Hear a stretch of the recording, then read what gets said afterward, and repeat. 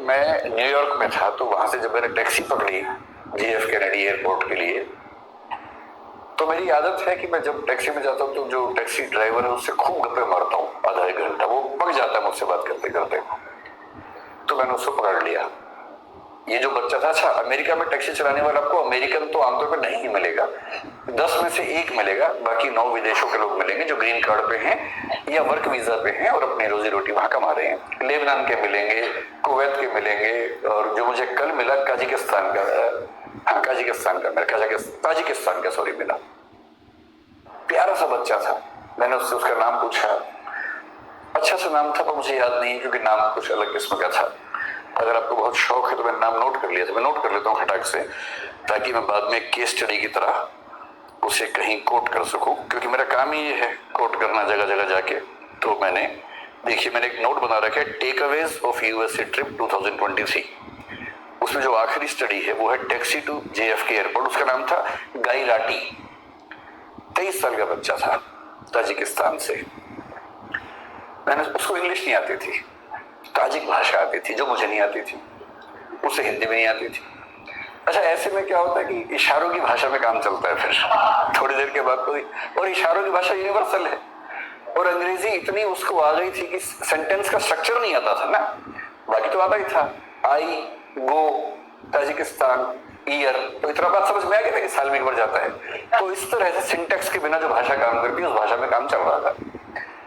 तो मैंने पहले उससे पूछा व्हाट्स योर नेम, उसने घूर के देखा, मैं नेम समझ गया, नेम पूछ रहा है तो उससे बताया गाई राटी। फिर मैंने कहा एज, तो उससे कहा 23 ईयर्स। भारत में फूफा लोग इतना करने के बाद तो रिश्ता तय कर लेते हैं, तो उसके चेहरे पर भी ये भाव था कि क्या ये रिश्ता तय करने वाला है। तो मैंने उससे कहा नहीं मैं तो कुछ और पूछना चाह रहा हूँ। फिर मैंने कहा गाई राटी कब से हो अमेरिका में? उससे कहा 1 ईयर। तो मैंने कहा वीजा कैसे मिला? बोला ग्रीन कार्ड। तो मुझे ध्यान आया कि ग्रीन कार्ड के मामले में डाइवर्सिटी पॉलिसी काम करती है, हर देश से कुछ लोगों को मिलता है, तो उसमें उसको मिल गया होगा। तो मैंने बहुत सहानुभूति के भाव से पूछा, मैंने गाई राटी कितना कमा देते हो यार? मुझे लगा बोलेगा बहुत कम कमाता हूँ, इस भाव से थोड़ी सी टिप मिल जाए तुम्हें, और मैं उसको बहुत खुश होकर $10 की टिप दूंगा और एहसान कर दूंगा तुम्हें, मुझे भी खुशी हो जाएगी। तो उसने कहा कि ऑलमोस्ट $400 to $500 एवरी डे। अच्छा, भारत का आदमी सीधे 80 से गुणा करता है वहां जाके, जो भी फिगर सुनता है खटाक से गुणा करता है। मैं घबरा गया, भाई ये तो बहुत ज्यादा कमा लेता है, इसका मतलब तो बहुत ज्यादा कमा लेता है। मैंने कहा अच्छा। फिर मैंने कहा how many days in a week you work, क्योंकि वहां सब 5 दिन काम करे, 2 दिन मस्ती करते हैं। बोला ऑल 7 डेज, क्योंकि मस्ती तो वहां के लोग करते हैं ना, बाहर से जाते हो तो भविष्य में मस्ती करने के मूड में होते हैं, अभी मेहनत करते हैं। फिर वो समझ गया कि मेरी इनकम काउंट करना चाह रहा है, तो उससे खुद ही बोला on average I earn $12,000 to $14,000 per month. फिर मैंने 80 से गुणा कर दिया खटाक से, तो मैं समझ गया कि महीने के 10 से 12 लाख कमा देता है। तो मैंने उससे फिर पूछा दिस इज योर रेवेन्यू और दिस इज योर सेविंग? भाई आप तो कॉमर्स के लोग जानते हैं, रेवेन्यू अलग है, सेविंग अलग है, नेट इनकम है कि ग्रॉस इनकम है, उसी में सारा खेल हो जाता है। और वैल्यूएशन की दुनिया इसी खेल पे चल रही है कि कुछ का कुछ बोल के वैल्यूएशन के बारे में है। तो उससे कहा दिस इज माई सेविंग।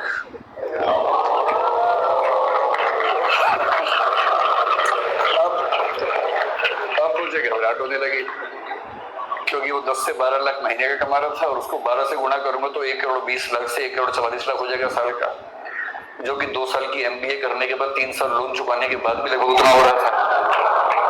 तो आप लोग बुरा मत मानिएगा, MBA वाले लोग है ना, आप लोग कॉमर्स की दुनिया में पढ़ रहे हैं, बुरा मत मानिएगा, मैं तो केवल ये बताना चाह रहा हूँ कि दुनिया के रुझान क्या है।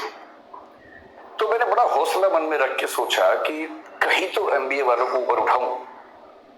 तो मैंने कहा लेकिन तुम्हारी इनकम आगे बढ़ेगी नहीं इससे ज्यादा, you have a stable income, but if you had been in service you would have grown faster, you would have got increments every year। मतलब ये बात समझाने में 1 घंटा लग गया, तोड़ के सेंटेंस बोलने पड़ रहे थे। तो उसने कहा no, I am buying 2 more taxis.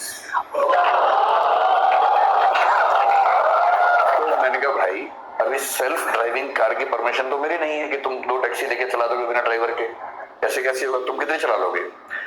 पर no, I will get 2 drivers from Tajikistan and the per hour minimum wages is $10 to $12। तो मैं उनसे दिन में 10 घंटे काम करवाऊंगा, $120 उनको दूंगा, और मैं एक टैक्सी से 400-500 कमा लेता हूं, 120 दे दूंगा, तो भी मेरे पास मतलब 350 की एवरेज एक कार से बचेगी। 2 से 700 7 दिन चलाएंगे, तो मोटा मोटा मान के चलिए कि मामला बड़ा रिस्की हो जाएगा। तो फिर मैंने टिप दी नहीं उसको।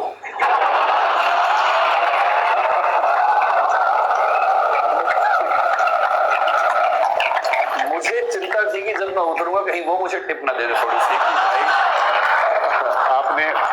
आपने इतना पूछा, थोड़ा चिंतित हो गए होंगे, अगर आपको टिप चाहिए हो तो आप ले सकते हैं। और मजे की बात क्या बोला, साथ में पढ़ाई भी करता है वो, इस सब के साथ साथ वो ऑनलाइन या हाइब्रिड करके कुछ पढ़ाई भी करता है साथ साथ।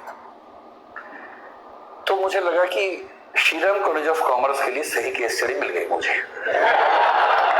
क्योंकि यहाँ बिजनेस कॉन्क्लेव में तो ऐसी बात करनी चाहिए। तो मैं अपनी बात को केवल 10 मिनट में सार इस एनेक्डोट के माध्यम से समझाना चाह रहा हूँ।